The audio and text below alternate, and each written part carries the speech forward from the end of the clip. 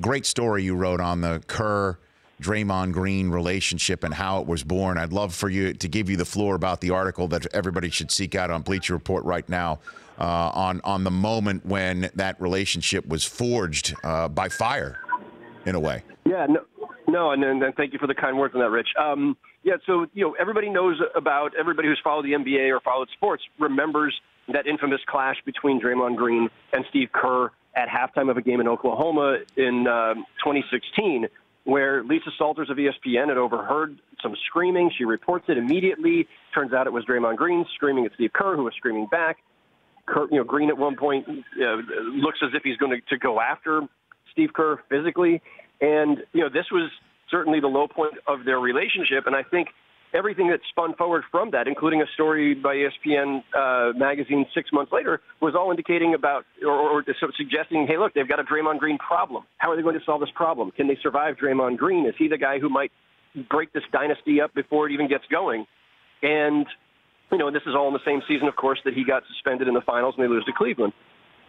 That saga, that particular moment in Oklahoma, that stretch of time, as it turns out, was the most critical time in what forged a really deep bond between the two. They are now really close friends. Draymond Green told me for that story that Steve Kerr is right up there with Tom Izzo and Draymond's own mom in terms of people who truly get him, who he truly trusts, who he can tell anything to. And he says that Steve Kerr is his friend for life. That this is somebody he will call anytime in the future about anything going on far from basketball. And it's because they had that breakthrough. That moment where they knew, basically wanted to kill each other and could have pulled this team apart, allowed them to then come back a few days later, have a really great heart-to-heart talk where they established trust and they broke through it. And ever since then, that's just been something they've been nurturing ever since. And these guys, they are as tight as can be. And Steve Kerr has through this learned how to manage Draymond's obviously very unique personality. Draymond's learned how to read Steve Kerr better. They both say they're better for it. It's a really incredible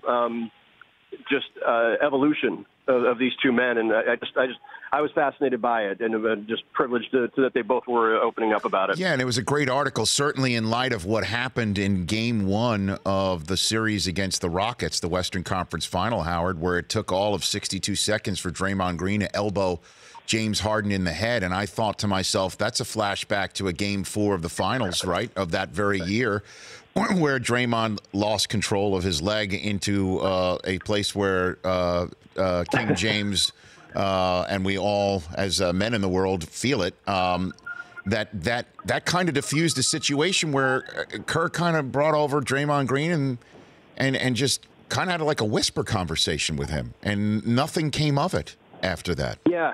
Yeah, and you could point to a few different moments, whether it's in this postseason or the last, couple of years where, when Draymond Green is having one of those moments where he's, a little bit on edge, it's whatever the mood he's in that night, or if he's just overly amped up. And Steve Kerr doesn't, he doesn't call him out. He doesn't overreact or try to rein him in. He understands that there's a line that Draymond has to toe for Draymond to be himself. Like, that intensity is part of who he is. And we see this all the time in sports. There was the Let Rodman Be Rodman, and various individuals over time, where to get the best out of them, you've got to let them express themselves in a certain way. And sometimes that means towing the line, stepping over the line.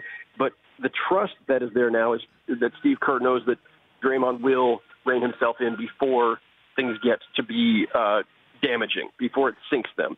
And we haven't seen that happen since that suspension in the finals a couple of years ago. So I think it just shows that's Draymond's evolution there, and that Steve Kerr had a big role in that. In once he earned his trust, then he could, I think, help him kind of understand where the lines are. The Rich Eisen Show, weekdays at noon Eastern on Audience.